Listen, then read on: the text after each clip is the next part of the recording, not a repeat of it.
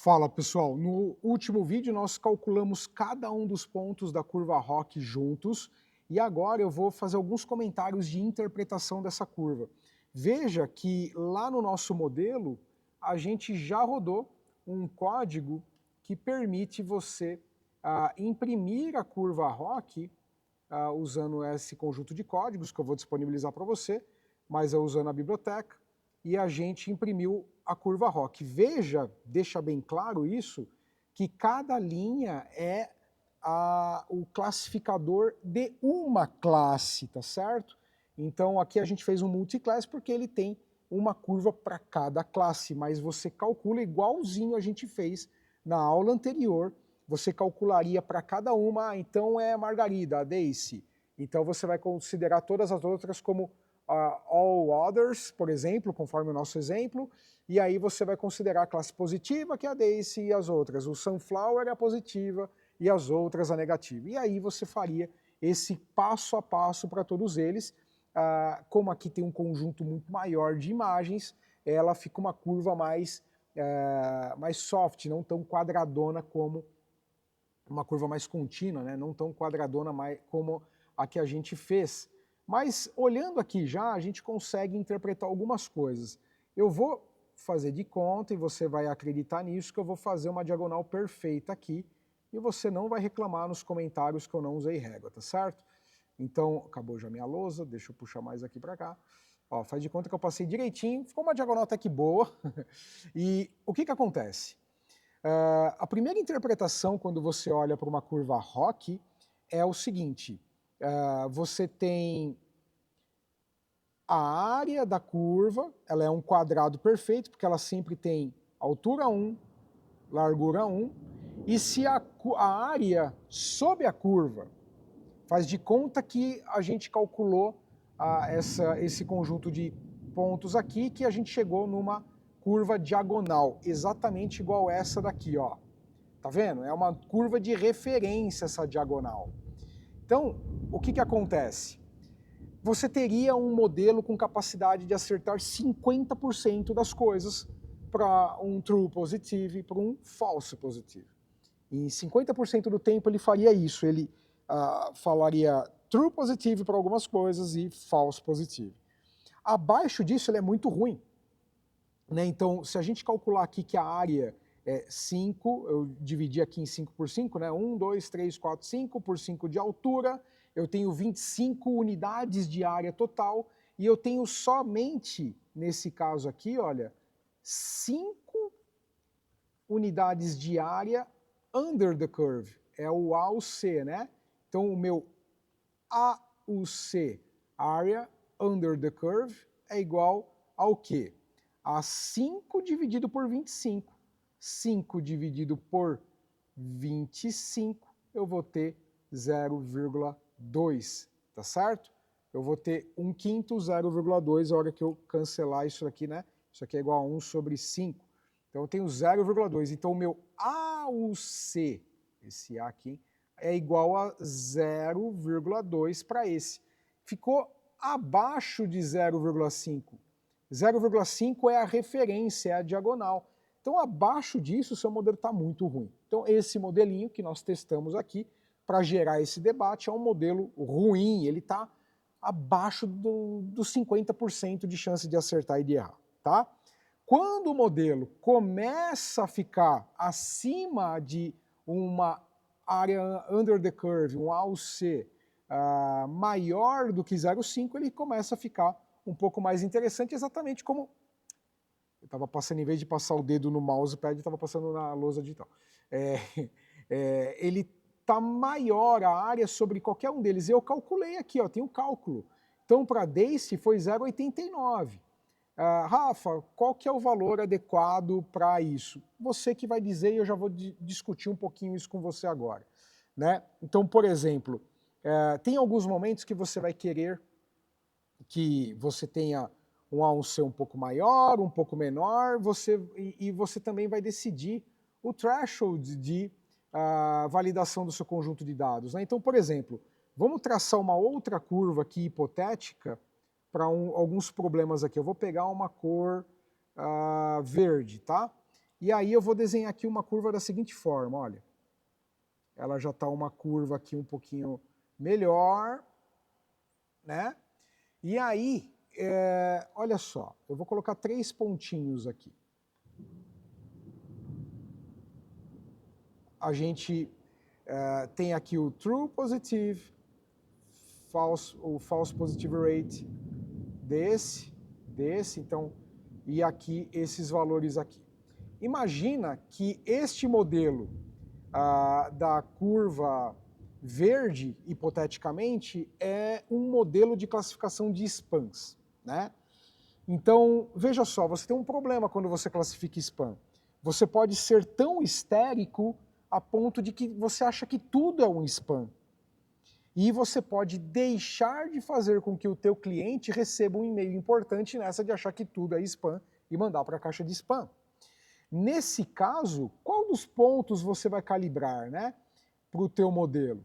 Então, por exemplo, se você colocar aqui, você tem um True Positive Rate, você vai acertar muitos spams corretamente. Porém, você também vai aumentar o False Positive Rate. Você vai aumentar, então vai ter algumas coisas que não era um spam e você vai dizer que era um spam e de repente poderia ser um e-mail muito importante para o teu cliente.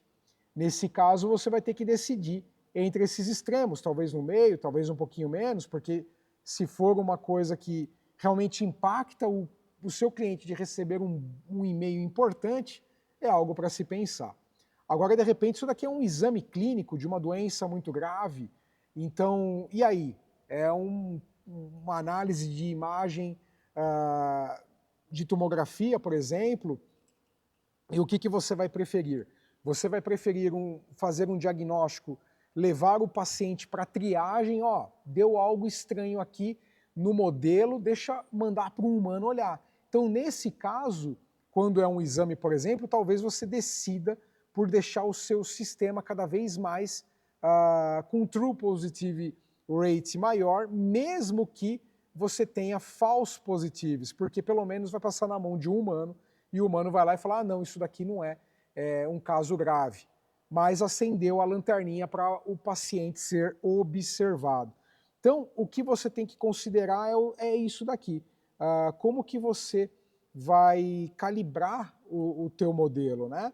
Então, todo esse processo do teu modelo, conforme a gente foi variando aqui o threshold do conjunto, você vai ter a sua área sob a curva e depois você vai decidir, ó, como que eu faço aqui para ter a certeza se eu tenho de fato um modelo que está correto aqui, que está me atendendo bem ou não. E esse balanço, você vai fazer uma relação entre perdi o mouse aqui, entre o seu conjunto de dados, o True Positive Rate e o False Positive Rate, nesse caso em particular, tá certo? E nesse caso, pessoal, o que é muito interessante, né? A gente pode estabelecer aqui como que você vai lá no teu modelo decidir quando que é uma margarida ou não, ou quando que é um girassol ou não, ou quando é um spam ou não, ou quando é uma doença grave, um tumor ou não. Né? Você vai, baseado nessa discussão que nós fizemos agora de escolher aqui, você vai decidir o seu threshold. Então o que é o threshold? O threshold lá na saída do teu modelo neural é quando você vai disparar, você vai acertar ali a sua função de ativação para que ele diga, ó, acima de 0,3 de probabilidade eu já vou considerar que é alguma coisa, é acima de 0,5, é acima de 0,7, é acima de 0,9 que eu vou considerar que de fato aquela classe é uma classe positiva para mim.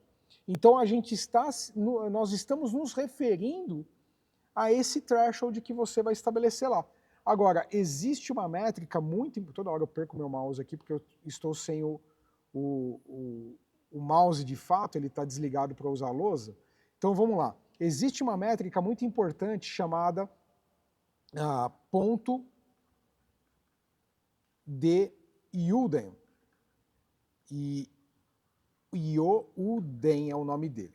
E esse ponto, a gente se escreve normalmente J igual ao TPR, True Positive Rate, menos o False Positive Rate, tá? É o ponto de Youlden. O ponto de Youlden, ele vai falar o seguinte para a gente, ele é uma métrica que ele vai tentar maximizar a diferença entre verdadeiros positivos, True Positive Rate, e menos falsos positivos, o False Positive Rate. Então, por exemplo, nesse caso aqui, perdi o mouse de novo. Aqui. Vamos falar aqui que nós temos, vamos pegar aqui, ó. Nós temos aqui 0,2, 0,4, 0,6 para esse pontinho aqui, e aqui é 0,8. 0,8. Então, o TPR nesse caso, se a gente quiser o ponto ótimo desse cenário aqui, claro, a curva está muito ruim, quando ela está abaixo de 50%, vai dar valor negativo estranho aqui. Então vamos melhorar aqui, ó. Vamos pegar esse ponto aqui, ó. Então esse ponto aqui, já vou mudar isso aqui, é 0,8, 0,8, e aqui é 0,2, cadê o mouse?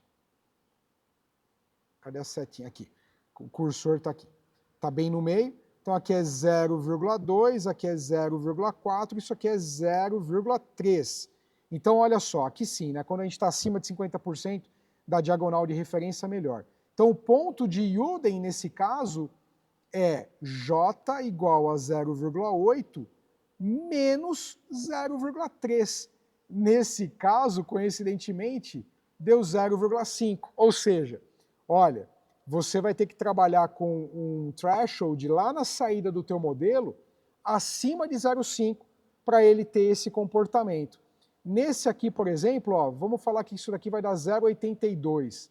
Então 0,82 aqui mais ou menos, ó, 0,82 menos 0,4 aproximadamente, quase 0,4, né? Ele está 0,35, eu vou jogar aqui, 0,35. Então se fosse 0,85 menos 0,35, a gente teria, acho que ele é um pouquinho maior, talvez 0,85 também, ele ainda foi 0,5 também, por exemplo, só para facilitar a conta aqui. Enfim, aqui, vamos tentar achar aqui, olha, 0,2, 0,4, 0,6, 0,6, e aqui está algum valor entre 0,1 e 0,15. Então vamos falar que é 0,15 aqui, né? Bem esse pontinho aqui, ó. Então o ponto de Youlden, nesse caso, o J é igual ao 0,6 menos 0,15, né? Que vai dar 0,45, tá certo? Vai dar 0,5 mais 1, 0,6.